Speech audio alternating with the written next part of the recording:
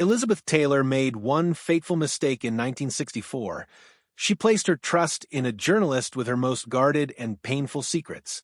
For months, the two would meet in private, in hotel rooms and aboard ships. There, she would pour glasses of whiskey, light her cigarettes, and open up completely, confessing everything without holding back. She truly believed he was simply assisting her in writing her memoir. What she didn't realize was that, all along, he had been secretly recording every word she spoke. Half a century later, those very tapes resurfaced, shocking the world. The glamorous woman the public thought they knew had been living an entirely different life, a double life. She even had a private name for it, Cellophane Elizabeth. The truth behind her story was far darker than the legend. Elizabeth Taylor was born on February 27, 1932, in London, England. From the very beginning, her life unfolded like the plot of a film. Her parents, wealthy American art dealers, lived in the prestigious Hampstead Gardens suburb and operated an art gallery on Bond Street. Their social circle included well-known artists and political figures, among them Colonel Victor Cazalet, who became her unofficial godfather. But life was not all privilege and glitter. By 1939, as the threat of war loomed over Europe, U.S. Ambassador Joseph P. Kennedy urged her father to move the family to safety. That April, Elizabeth, her mother, and her brother sailed aboard the SS Manhattan to America, while her father stayed behind to close the gallery before joining them. They first settled in Pasadena and later moved to Beverly Hills, quickly becoming part of Hollywood's high society. Elizabeth was only 7 years old when this dramatic relocation transformed the course of her life forever. Even as a small child, Elizabeth was no stranger to attention. At the age of 3, she began taking dance lessons. She wasn't just talented, she was extraordinary. One of her earliest performances was for none other than Princess Elizabeth and Princess Margaret, an opportunity few children could ever dream of. This was made possible in part by her parents' connections. Her mother had once been an actress, and the family was intertwined with Britain's upper social circles. By the time they relocated to Los Angeles, Elizabeth's abilities were already well known. A friend suggested that she take a Hollywood screen test, and no one disagreed. After all, she had performed for royalty before setting foot in Hollywood, as though fame had been patiently waiting for her arrival.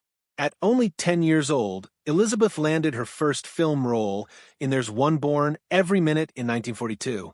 Universal Pictures signed her to a 7-year contract, yet after just that single film, they dropped her, claiming she looked too mature to connect with audiences. That decision would become one of Hollywood's greatest miscalculations.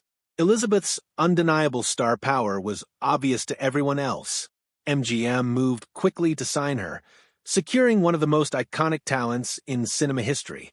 What Universal had discarded would go on to win 2 Academy Awards and hold the world's attention for more than 6 decades. Their loss became MGM's golden treasure.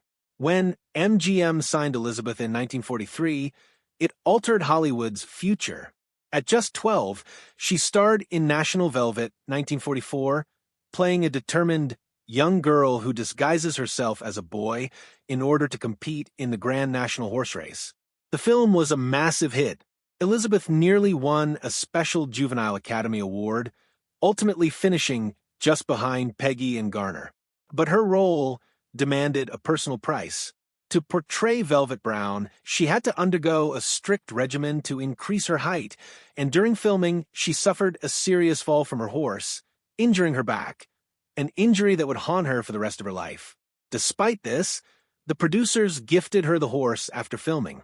With the movie's success, MGM offered her a new contract paying $750 a week, an impressive sum for a young actress in the 1940s. She was now firmly on the path to becoming a Hollywood legend. By the time she turned 18, MGM was orchestrating her personal life as well as her career. They arranged her first marriage to Conrad Nicky Hilton Jr., heir to the Hilton Hotel fortune. The studio's motive was simple: preserve her wholesome public image and enhance her marketability. They even purchased her wedding gown. But behind the scenes, the marriage was a nightmare. Hilton's heavy drinking and abusive behavior took a devastating toll. On one occasion, he kicked Elizabeth so forcefully that she lost their baby. The marriage lasted only 8 months before she divorced him in January 1951 on grounds of mental cruelty. That brief and painful union stripped away her innocence and revealed the ruthless extent to which studios controlled their stars for profit. Her departure from Hilton did not bring her relief. MGM was furious over the scandal of a divorce, fearing damage to her image. As punishment, they forced her into the 1952 romantic comedy Love Is Better Than Ever, a lightweight film far beneath her talents. The movie failed to enhance her career, serving instead as a harsh warning: defy the studio, and you will be made to suffer.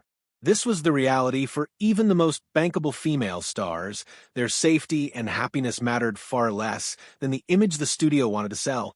Later that same year, however, Ivanhoe changed the trajectory of her career. Though Elizabeth disliked her limited role in the historical epic, the film became a smash hit, grossing $1.3 million in its first 39 days, ultimately reaching $5.8 million in the US and Canada, and another $5 million internationally, an astonishing $11 million worldwide. It was MGM's top-earning film of the year and found major success in England as well. With 3 Academy Award nominations and 2 Golden Globe nods, Ivanhoe solidified Elizabeth's box office power. Even when she disliked a role, audiences still paid to see her. In her personal life, 1952 also marked another major change. She married British actor Michael Wilding and was pregnant with her first child.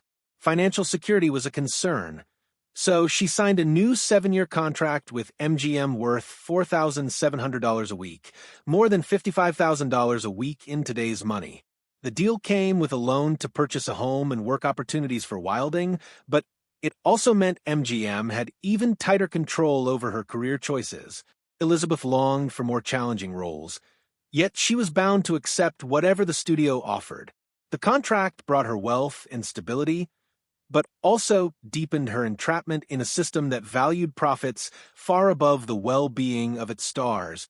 When Cleopatra premiered in 1963, it was more than just a movie release. It was a cinematic earthquake that shook Hollywood to its foundations. Its budget ballooned to an unprecedented $44 million, a figure that would equal over $426 million today. No film in history had cost so much to make, and it was 3 times more expensive than Ben-Hur. The financial strain nearly bankrupted 20th Century Fox. The chaos behind the scenes was just as dramatic as the staggering cost. The original director was fired. Entire sets and wardrobes were scrapped, rebuilt, and redesigned from scratch. Elizabeth Taylor nearly lost her life to pneumonia during filming in London, forcing production to shut down and relocate to Rome for her recovery. Yet, what truly captured global attention was not the gilded costumes, massive sets, or record-breaking budget. It was what unfolded between Elizabeth Taylor and Richard Burton. On set, they fell deeply and unapologetically in love, igniting a romance that became more famous than the film itself. Fox studio chief Darryl F. Zanuck even wrote to Burton, calling them a combination, a pairing so magnetic that audiences could not look away. People flocked to the cinemas not only to watch the epic drama of Cleopatra, but to glimpse the undeniable chemistry that had scandalized Hollywood. In many ways, that romance helped save the studio from collapse. Their affair didn't just dominate gossip columns, it reshaped Cleopatra's destiny. By early 1962, their relationship had exploded into public view. Both were married at the time, Taylor to Eddie Fisher, Burton to Sybil Williams. The turning point came when a photograph surfaced of them embracing aboard a yacht in Ischia. The press seized on it with unrelenting fervor. Suddenly, Hollywood's stars could no longer hide behind carefully crafted studio images. Their private lives were fair game for public consumption. The scandal grew so intense that 20th Century Fox was forced to halt filming. Every lost day cost the production $100,000, a staggering daily drain. On set, the stress was punishing. Crew members collapsed from exhaustion, the production manager became so ill he had to leave, and soon after he passed away. Burton's personal diary revealed nights filled with unrestrained passion, calling Taylor an eternal one-night stand. Even when the cameras stopped rolling, they kissed as though no one else in the world existed. The scandal transformed a troubled production into a global media sensation, forever altering the relationship between Hollywood and the press. Public reaction was fierce. In 1962, the Vatican's official newspaper publicly condemned Taylor, declaring her guilty of erotic vagrancy for loving Burton while still married. The editorial called their affair an insult to the nobility of the hearth. Outrage spread across continents. In the United States, some politicians even suggested banning them from re-entering the country due to what they described as moral decay. Their love affair became a paradoxical symbol. To some, it was the embodiment of freedom and passion. To others, it represented excess and decadence. The atmosphere on set grew tense enough that Italian authorities, the equivalent of the FBI, became involved after threats were made against Taylor. But she and Burton refused to be intimidated.